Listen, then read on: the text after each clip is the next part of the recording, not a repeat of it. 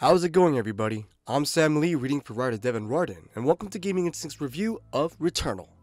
Brightly colored projectiles bombard the player's character Celine, leaving them terrified of failure. They rush to avoid the deadly attacks, shooting bullets at the hideous boss floundering across the arena. Their hands are sweaty, and their heart is fast. Suddenly, a purple ball hits their character and Celine falls to the ground. She stands up outside a crashed ship, Returnal's starting point, ready to start again. A smooth and responsive gameplay environment entices another playthrough, even when frustration is boiling. Every Returnal player faces an anxiety-inducing experience similar to this. The PlayStation 5 exclusive is a difficult, frustrating game, but it's also fun, addictive, and alluring. Every death puts Celine at the beginning, but it's hard to put the controller down. We learn from our mistakes through Returnal, and we keep trying despite our failures. Roguelikes rarely receive AAA support, but Sony gave Housemarque and Returnal a chance. Thanks to the eccentric move, Sony First-Party Studios has a unique, smartly designed game that taps into Housemarque's greatest strengths.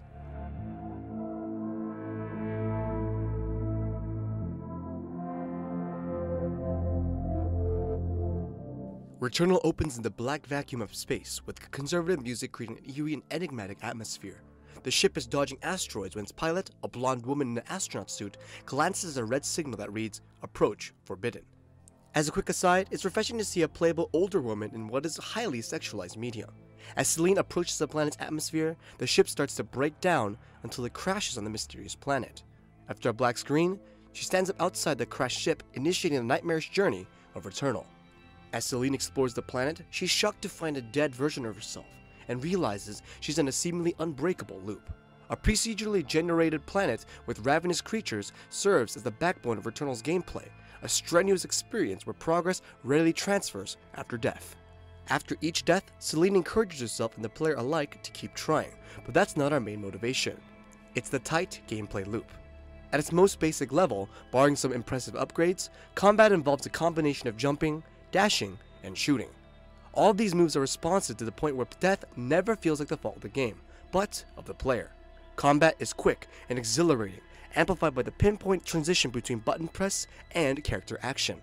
Celine's sprint is incredibly fast and doesn't suffer from a cooldown effect, emphasizing brevity and diminishing static gameplay. The doors separating each section of a run surprisingly illustrate the quick nature of the game. They open and close in an instant, never halting Celine's swift movements.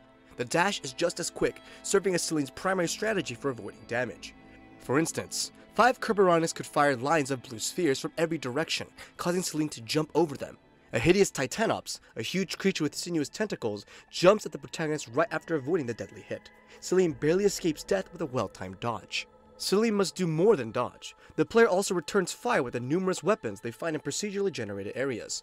Although the weapons work differently, players will surely find a favorite and return to it in subsequent runs.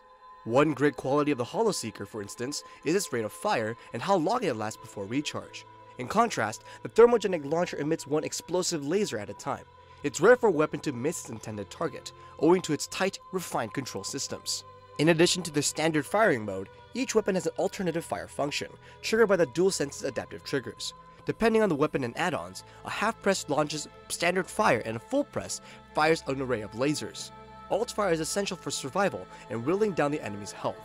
Pushing the trigger fully is a satisfying feeling that fits with its in-game response. Suffice it to say, Returnal's gunplay and traversal are faultless, and that may be due to Housemarque's experience with arcade-style games. PlayStation fans may recognize the side-scrolling shoot-'em-up Resogun, or the twin-stick shooter Nex Machina. They are small-scale games reminiscent of difficult bullet-hell titles from the arcade era. This backbone clearly influenced Returnal, which is evidenced in the bullet-ridden attacks from the various antagonistic creatures. The Arcanect is an annoying foe that unleashes a spiral of spheres at Celine, while its little brother, the Aetherit, shoots the same spheres, but they're formatted in a square.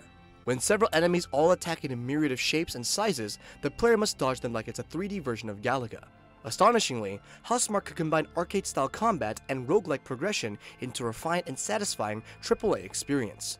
Even with this masterfully crafted gameplay, Returnal must have some sense of progression from death to death. There's no point in even the best gameplay if players don't feel like they're accomplishing anything. Returnal entices players with a steady sense of progression from a skill, upgrade, and story progression. When first entering the overgrown ruins, the litany of enemies can feel overwhelming and the map layouts can be confusing. Players should expect to die a couple times, but each death grants wisdom. they'll understand enemy movesets and memorize area layout, eventually passing through the ruins without breaking a sweat. Each new biome has a similar learning curve, but Returnal also grants permanent gadgets upon defeating bosses and completing objectives. The first of which is a saber, strikingly similar to a lightsaber that unbars melee functionality and opens new paths. Suddenly, the overgrown ruins are new and refreshing, even though Celine has explored the area several times. The grappling hook works in a similar way to Metroidvania fashion, unlocking new paths with new rewards. This new sense of discovery drives the player to keep going, especially because exploration leads to great rewards. Celine can fight artifacts that grant her a second life or consumables that limit alt-fire cooldown. Other pickups include parasites that attach to Celine's suit, granting her positive and negative attributes, such as enabling fall damage while increasing melee strength. For a quick note of advice, these nasty critters can provide powerful upgrades, so don't be scared of them. The quality of buffs largely affects a player's likelihood of success, making exploration just as satisfying as combat. With that in mind, Celine must enter a boss battle with impressive stats for any hope of survival. The trail will be arduous, but bosses are key to unlocking biomes and story progression. It should be clear by now that boss fights are chaotic and challenging. Take the Frike fight for example. The three-armed creature emerges from a floor of fog, ready to fight. He rains spirals of orange spheres from the sky while shooting a steady stream of purple projectiles like a machine gun. He'll also dive into the fog and dash around the arena, unseen. Just like every other boss, Frike has 3 stages, with a new set of attacks for each one. The steady palms and held breaths are worth all the stress when Frike finally goes down. It's a thrilling experience that cements Returnal as more than an action-adventure. Instead, it may be described as a horror game. The piecemealed storyline substantiates the horror vibes, thanks to its primary delivery device. Celine will randomly run across an out-of-place house and risk venturing inside. After opening the creaking door, the camera shifts to the first person as she explores the lifeless house. An astronaut peeks through the window or rings the doorbell with a striking and spontaneous appearance. The spine-tingling explorations add more pieces to the Returnal puzzle, and eventually, Celine's origins fall into place. Without spoilers, the storyline throws some satisfying curveballs for both its delivery and narrative. Returnal is a unique experience that fires from all cylinders. The combat is tight and responsive. The progression system keeps the player intrigued, and the story is delivered in a satisfying way. The one negative is its lack of save points, which is intentionally designed to avoid save scumming.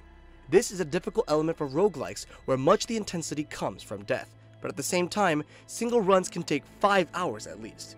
There has to be a compromise, but until then, Housemarque's achievements can't be denied. Returnal's most impressive feat is a tense, horror-induced experience that derives from clever, rewarding game design. So, use the restroom, run all errands, and get ready for a long afternoon of heart-pounding gameplay. Returnal gets the editor's choice of a 9.0 out of 10. And that concludes Gaming Instinct's review of Returnal. To see more reviews and videos like this in the future, make sure to subscribe. Thanks for watching. This has been Sam Lee, and until next time.